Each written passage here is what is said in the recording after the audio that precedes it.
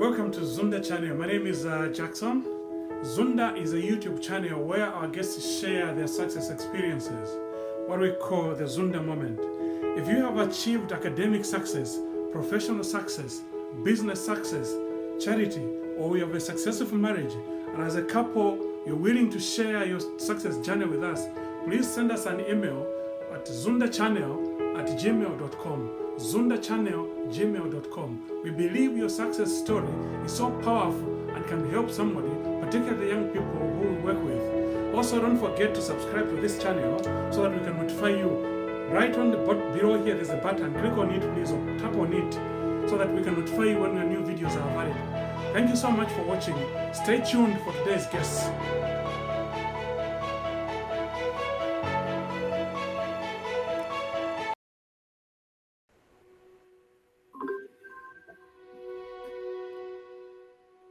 Right. Okay. So thank you very much, Dr. Lincoln, for attending, or accepting to attend to this interview today, which helps us, to provide an insight into your profession to the young people who want to get into, particularly into medicine, So the way we are going to run this interview, we're going to run through by asking, first of all, to understand about how you grew up, and then you can get deeper into your profession. So to begin with, welcome Dr. Lincoln Sargeant to Zunda channel. Yeah, and my name is Jackson Monga, representing Zunda channel today. So could you tell me about your childhood and what was the best part and the worst part of your childhood? Oh, thank you so much, and thank you for having me.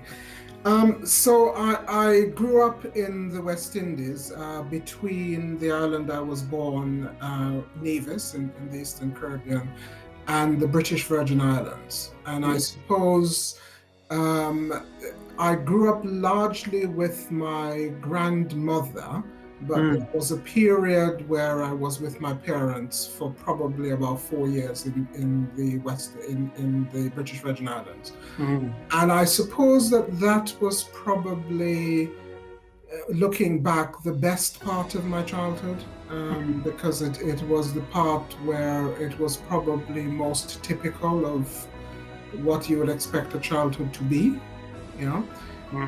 When my parents broke up and I went to live with my grandmother, it was very, very difficult because she had mental health problems, and I think wasn't happy with the fact that the marriage had ended, and essentially took it out on me as the person there. So it was a difficult childhood from that point of view, because my mother had to be abroad very often to work and support me. My father was an alcoholic, and so essentially wasn't very much in the picture. So yeah, that was the challenge.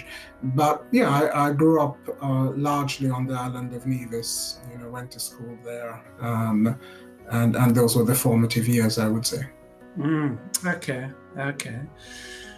So I take it the worst part was actually when the parents, separated, and yeah. Now, you went to both your primary school and secondary school in the Nevis Island. Then from there, what did you read at university, and where did you attend your university? So I went to the University of the West Indies, and started the kind of preclinical. So I did medicine and started preclinical studies in Jamaica. We then had the opportunity. Back then, I did my final year in Barbados. So these are all Caribbean countries. Did my final year in Barbados, and then went on to Trinidad to do my internship. So for the undergraduate, that was the kind of journey. I then went on to specialize in internal medicine or hospital medicine, and that took me back to Jamaica. And Then I went off into research, and that brought me to the UK, to the University of Cambridge. So those are my two kind of academic institutions, the University of the West Indies and the University of Cambridge. Right. Okay. So take us through briefly, how did you decide actually to get into medicine? Was it, were you, encouraged by, your parents, your mother, your father, or your grandmother, you mentioned earlier on, or it was just your own decision? How did you come to this decision to get into medicine?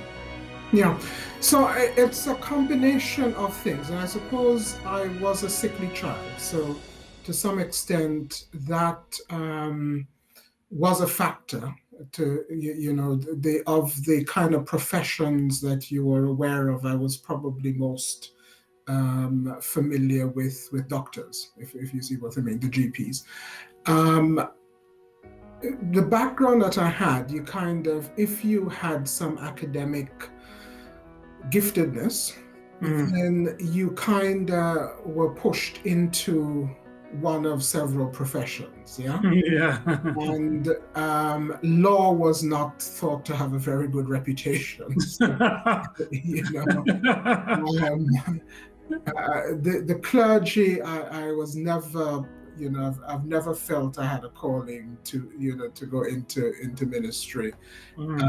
Teaching was something I probably, would have done it if I didn't do medicine. And I still see myself, the core of what I've done in medicine comes back to education. So I do see myself as an educator in many of the roles that I've had. So I suppose it was medicine if you wanted to do something that was caring.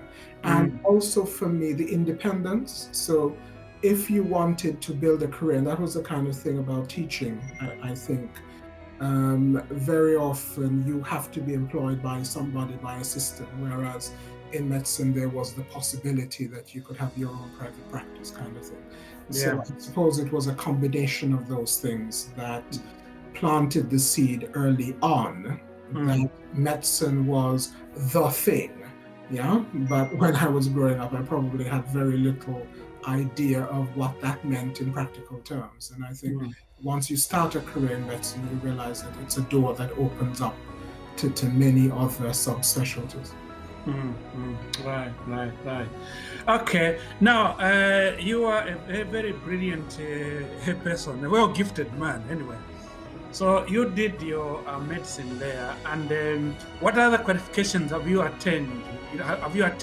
After doing your undergraduate program? So I went on. I said so after I have clearly an undergraduate medical degree. I then went on to do postgraduate medicine. So I have. In the English system, I have a Bachelor's of Medicine and Surgery, which is the undergrad degree. I then have a Doctor of Medicine, which is the postgraduate after 4 years of doing internal medicine. Both of those are from the University of the West Indies.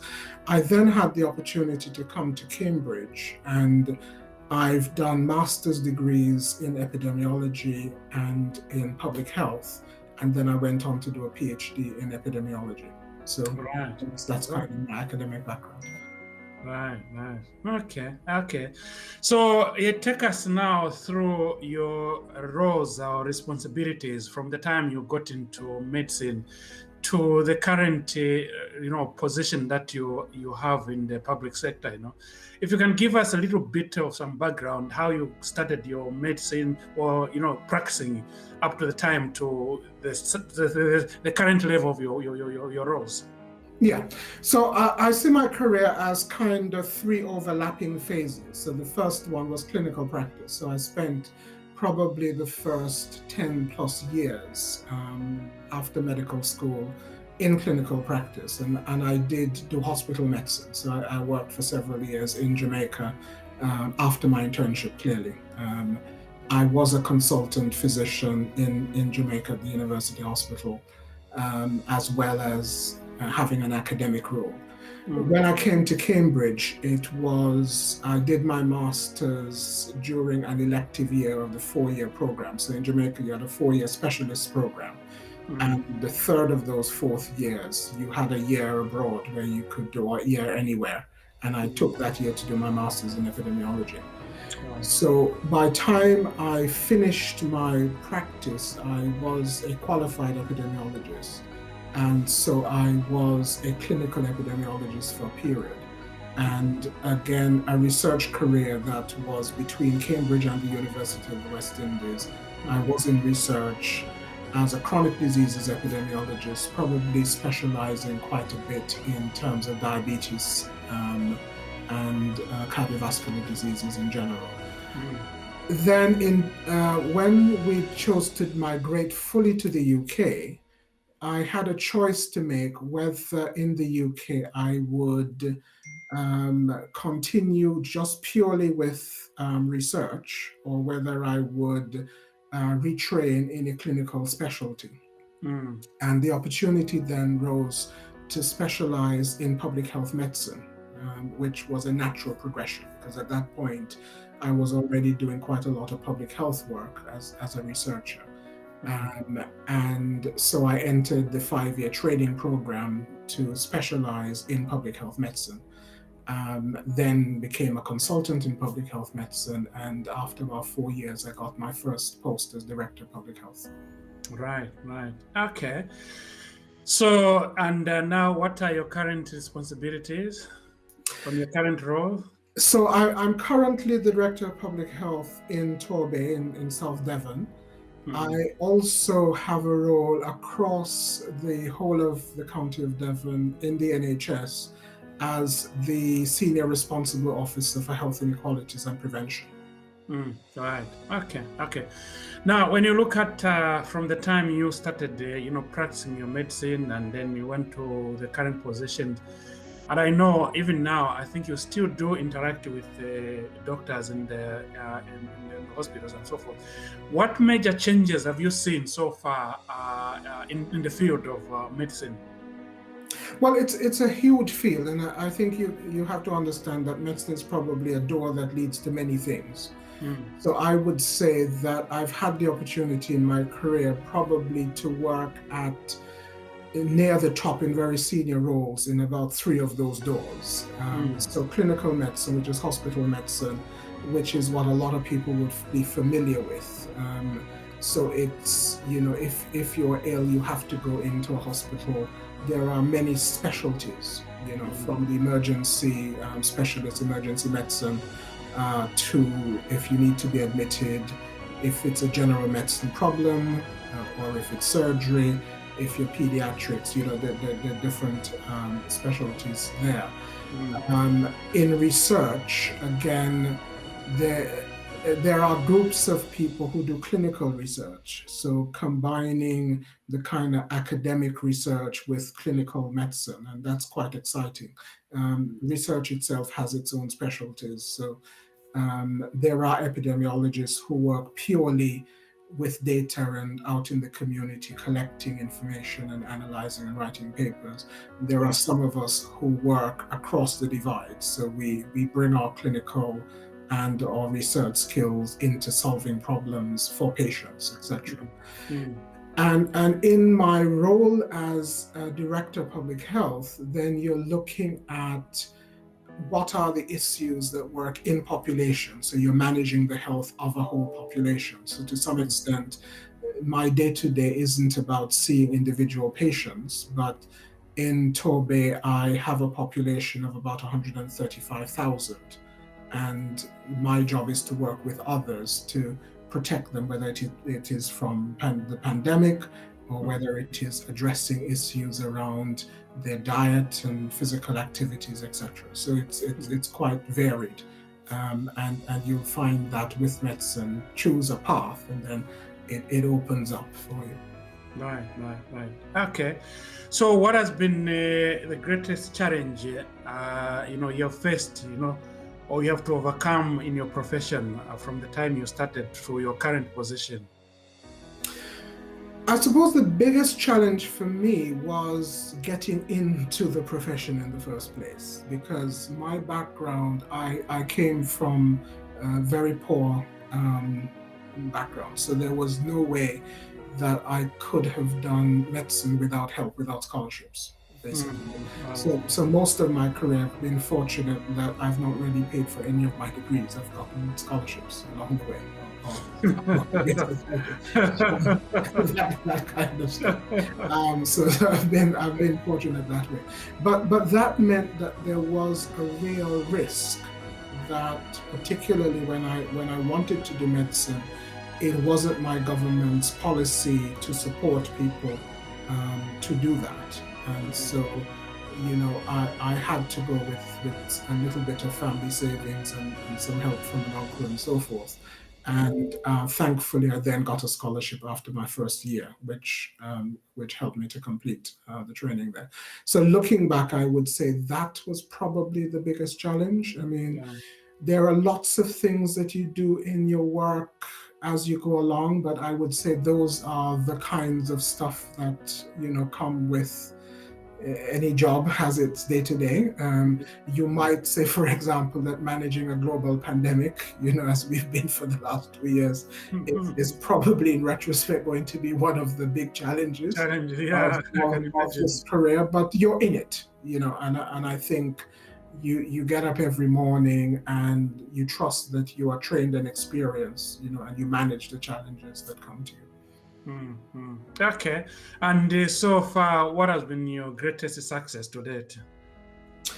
Probably building a public health system in North Yorkshire, where I was for the last 8 years before I moved earlier this year into Devon. And back then, there was a major change in public health systems in the UK. Public health moved from the NHS into local government. And I was the first director in North Yorkshire, which is England's largest county by geography.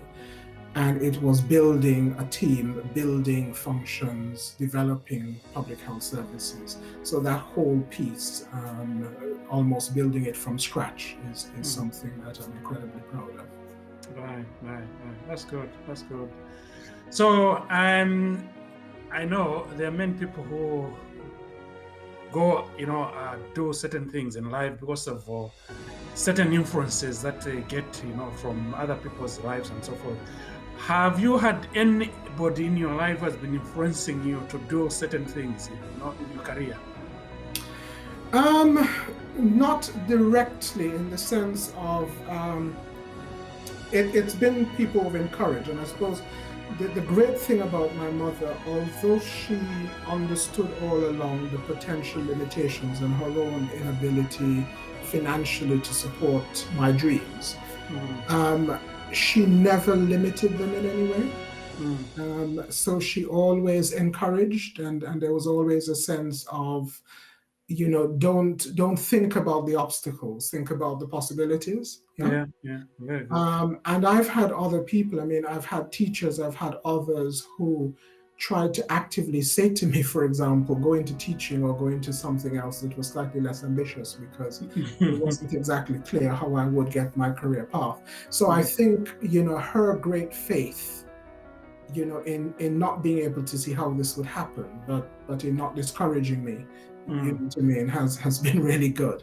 And then along the line, I think there are different individuals that you look at in terms of different aspects of your career that give you stuff to emulate. But I would say there isn't a single person that I would say, here is the person I've tried to model my life off of. It's more being a sense of, that person does that well, let's see what I can learn there. But I've more been, I think all along, and since I was very young, if you had asked me, and I think this has been fairly consistent, my model is to be the best self I can be.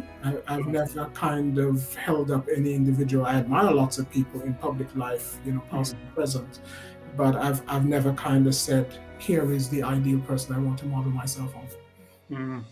Okay, I guess your mom is still around, isn't it? Yes, she is. Yes. Yeah, I'm sure she would be proud to see this. I'll send you the link so that she can watch it as well. Yeah, that will encourage her. At least she will know that whatever she did, was really helping you, to be where you are now or who you are. Indeed, A indeed. very successful man, Right. So, and now looking at, I know we interact with a lot of people in our profession. Uh, who has been your kindest so far? Who you can say, this person has been kind to me, in certain ways and so forth. Yeah. So there are lots of people that have been kind. I've worked with a lot of colleagues, at different levels, particularly coming into the UK. There have been people who have kind of helped you work through navigating a system, so that you can make the best of opportunities and opening up opportunities. But I would have to go back in terms of kindness. There was probably, when I was growing up as a teenager, I would probably identify one of the older church sisters who basically opened up her home to us as young people on a Saturday evening after church and stuff. And in a lot of ways in the UK, you have youth clubs and you have all of that kind of stuff. We didn't have that. It was, people understanding the need for young people to have a safe space to interact and do stuff. And I think I look back to that as with fondness, because that was a kind of calm away from and a chance to be a young person in a safe and Christian setting. Yeah, right. Okay, so now looking at you are a very successful person, professionally, and now what have you learned so far in life? Well, I'm not so sure about the successful. I mean, it's stages, isn't it? And something, I suppose, about having a sense of optimism and possibility. So I think the ability to be resilient. I would say that nothing is going to define things in and of themselves. You have setbacks, but there's always the opportunity to learn and continue. So it's that sense of, I suppose, never give up, just keep at it, keep learning. You will be able to improve yourself and your own abilities to help others, I suppose. Yeah, okay. So when in life have you felt most alone? I suppose periods. My marriage broke up. That was difficult, I suppose. So I suppose going through that period and the challenges again of lots of people not being supportive of, not that you have to justify or take sides or the rest of it, but I think a lot of people who you knew were willing to believe a lot of unpleasant things about the reasons why a relationship would come to an end, and rather than kind of understanding the great hurt that you go through when that happens, it is a grief response for which we haven't the rituals. When somebody dies, you have funerals, you have all the rest of it. And when a marriage breaks up, people tend to avoid you like the plague. You know what I mean? So I suppose that thus far has been the most challenging period of coming to grips with that and getting out the other side of that difficult situation. Right. Okay. I know you like traveling, and could you just highlight to us which are some of the places you have visited, and where would you like to go, in after the pandemic and so forth. Yeah. So it's been before. Yes, you're right. So we did try to travel. I've had a fascination with Europe for quite some time. Clearly, I've lived and worked in many parts of the English-speaking Caribbean. So I've visited a lot of those islands. In Europe, I have probably visited quite a lot of Western Europe.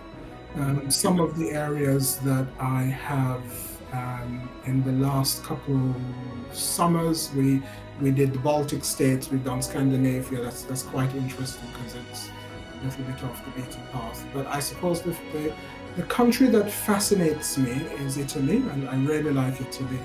And the city that I think is just very special is Venice, because it just makes it asks the question, what if there were no roads but water? You know what I mean? It's just fantastic seeing how a city adapts, and everything you do on land, they do on water in different ways. So I was hugely fascinated about that. I suppose, all things being equal, I would love to visit some of the countries around the Middle East, the history of Egypt and Palestine and that region, Turkey. There's a whole lot there in terms of my interest in history and culture that I would love to visit. I'm sure you'd love to visit Africa as well. The pandemic scuppered that. We were supposed to travel to Ghana last year, but unfortunately, yes. Yeah. No, we are inviting you to come and visit Zambia, so. Indeed, yes. Yeah. After the pandemic, I think we should make a trip, You have free accommodation there, so. Indeed, yes. Yeah. So if you are to hold on to some memories, what would that be in your life?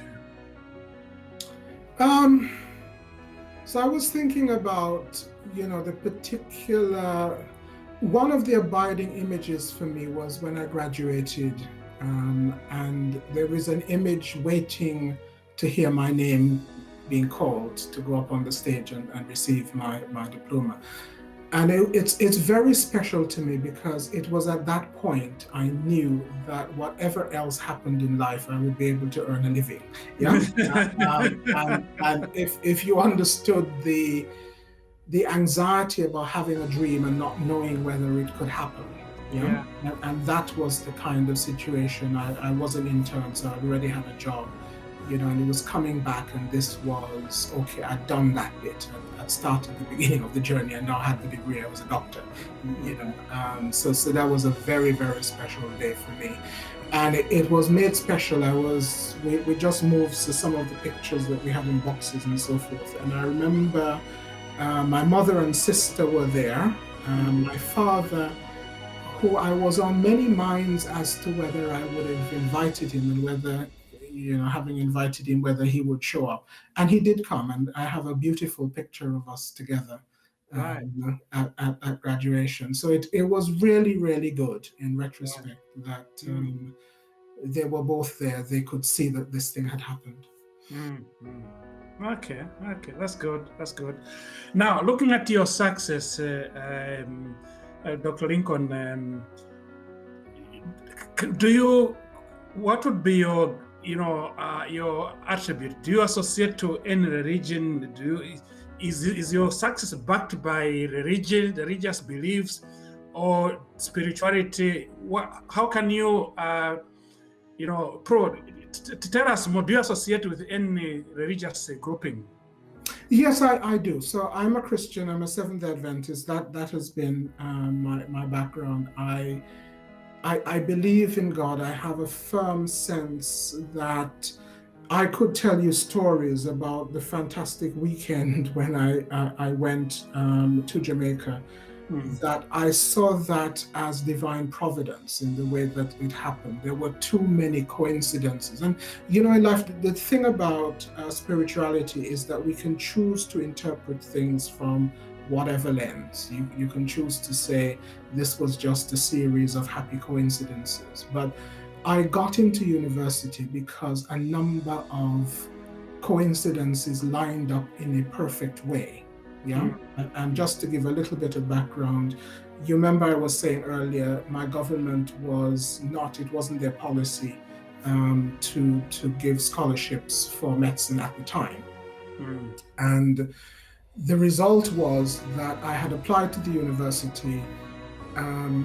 They hadn't sent me my acceptance letter because they were waiting for the government to essentially give their backing to cover some additional costs that was associated with each student. But what had happened was a ticket had been approved for me to travel to Jamaica.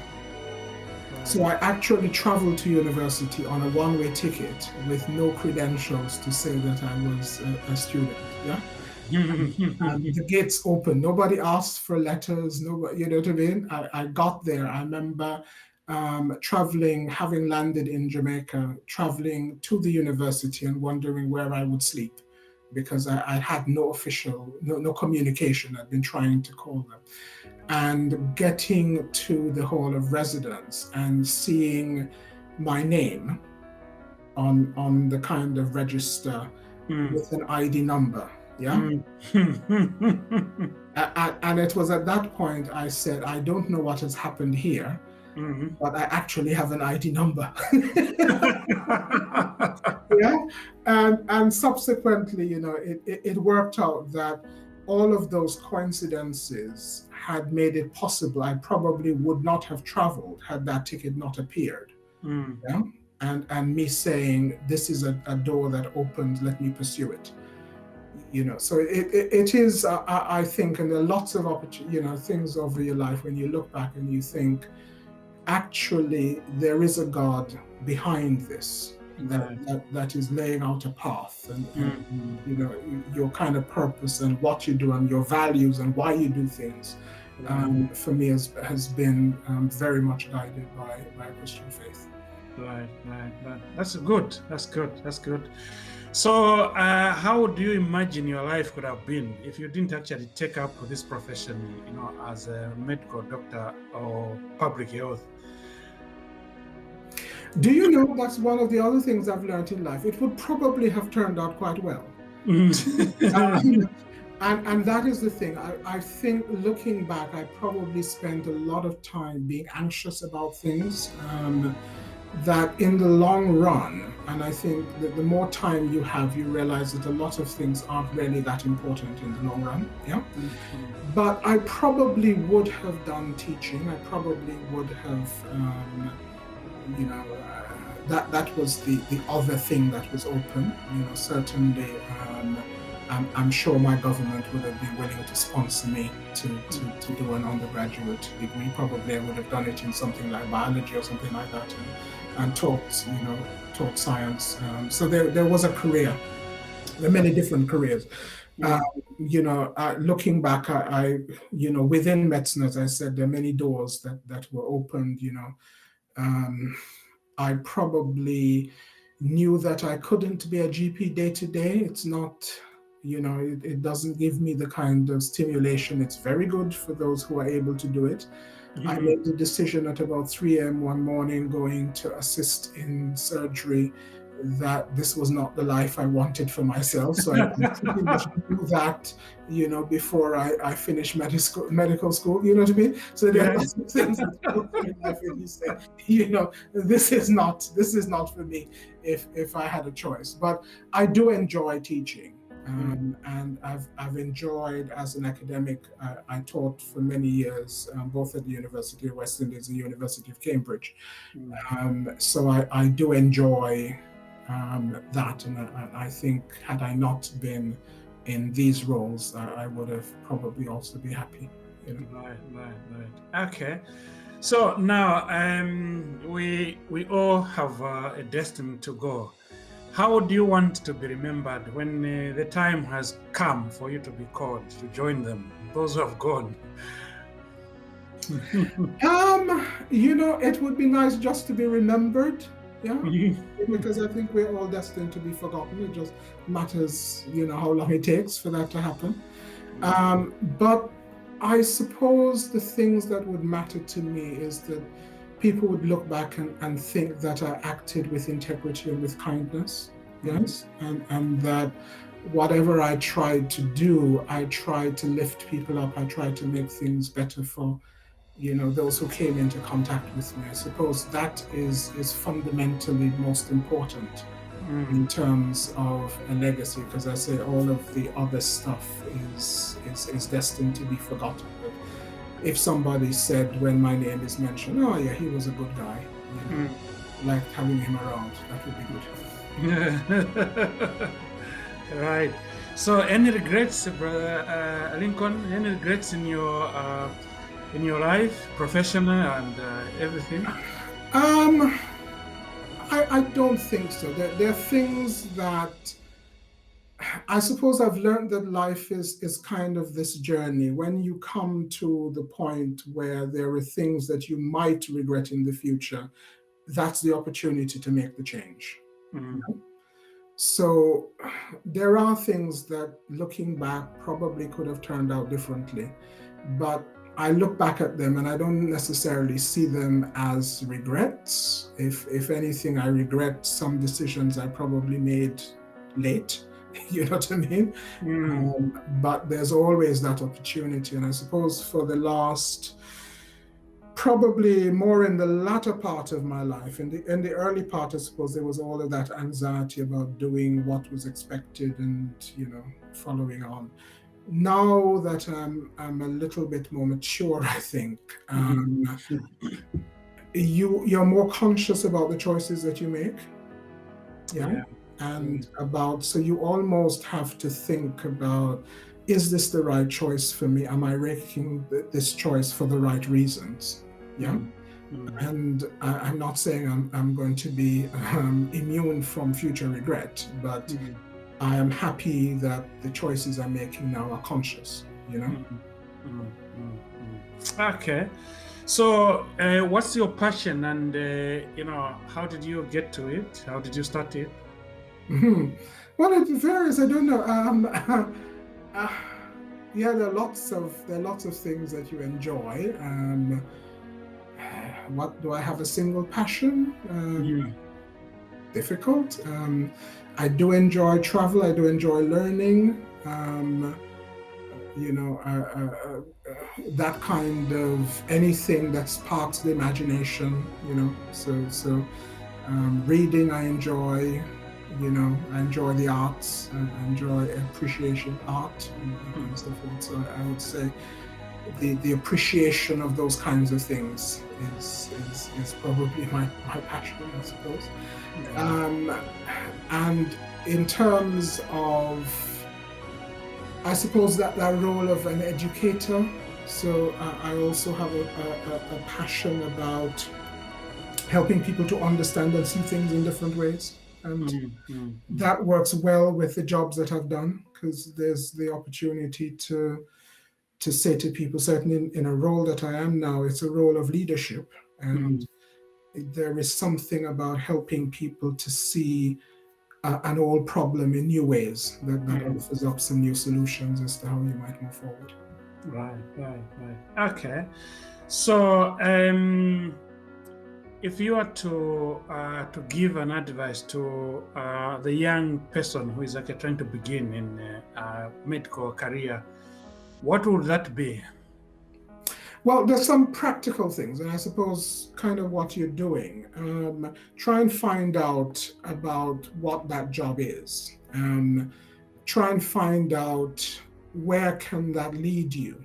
So think in terms of career. We often think in terms of what do I need to do now without thinking of what are the skills that I might need to build. So every job that you do, everything that you do, you need to be thinking about, how do I gain some skills, some knowledge from this that forms the platform for the next thing that I want to do. Yeah.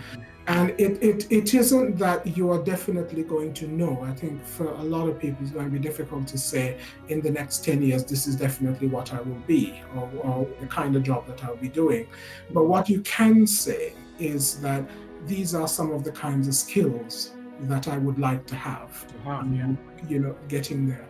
So if you're going to choose a career in medicine, and to some extent, once you get in, it's still very challenging to get into that profession. So I would say try and find out as much as you can through observation, through talking with people, getting some time to just go and have somebody who is willing to let you shadow them, so that you get a sense of what it's like in day to day. Yeah? Because what you might see of a profession on television may not be actually what it looks like in practice. And you might find that actually, so I say to people, for example, if you think about a hospital, a lot of us just think about certain roles in a hospital. We think about the doctors and the nurses, but actually there are large institutions that hire a whole range of people. Yeah. And, if you might think, but you have the accountants and you have the administrators, so you can be a part of a helping organization, but you don't get anywhere near patients, for example. And supporting all of the kind of clinical specialties. You have, cancer treatment, you have the physicists, the people who calculate when you're needing radiation, and the engineers who build things that deliver therapy, They're chemists that develop drugs. So it's a whole range. So you could think about almost any specialty, any passion you can have. You can think of a career in medicine that will fit to it. And so for lots of young people, it's just that curiosity and working out, what are the different careers that you can enter? What are the skills? How do you plan your career so that you build your kind of knowledge and skill base as you go along? Right. Okay. So what has been your happiest time in your adult life so far? No, actually. No. Yes, it's quite fascinating, but I have gotten happier as I've gotten older. It's quite good. I would say I feel very, very privileged to be in the place that I am now. So professionally, I'm doing what I want to do. I feel that I am making a difference. I live in a lovely place. So I'm very content with how I am right now. Living the dream. Well, I'm not sure it's a dream, but it's a sense of I wake up with the morning wanting to wake up. I go to bed at night, feeling that I've had a good day. I've done the things I wanted to do. Yeah. And if you had asked me when I was younger and thinking about it, what would it have looked like? Describe a day 30 years, and dear Lord, it is now like 30 years. I've been how time flies. It may not have looked like that, and that's the other thing I've learned about life. But it's the sense of living a life that you have meaning and purpose. You feel that you have something that you can contribute. You feel that you have a small number of high quality relationships. Yeah, so it's come together, and I can't complain. I would be very ungrateful if I complained about my life now. Very good. Any final credits to anyone, your mom or any of your sisters or anyone in your profession? Yeah, so lots, as I say, family have been important. The great colleagues I've worked with over the years, a few I've kept in touch with on a regular basis. Others, not so much. But I've learned a lot working alongside them. I've had people work with me, and any success that I've had has been on the back of their hard work and dedication. So it's they take credit. When you get into positions of leadership, you become the figurehead for the work of lots of other people. And I think you have to remain humble and recognize that. Right. Here you are. This has been Dr. Lincoln Sargeant interview. So we really appreciate your presence, Dr. Lincoln, for coming to share your insight into your profession. So that this can lead to, at least it can encourage somebody there. Some young people who we work with. so that they can start on a ladder with at least some basic knowledge which they may need, so that they can succeed. So thank you very much again, and I'll end the recording now. Thank you so much. Yeah.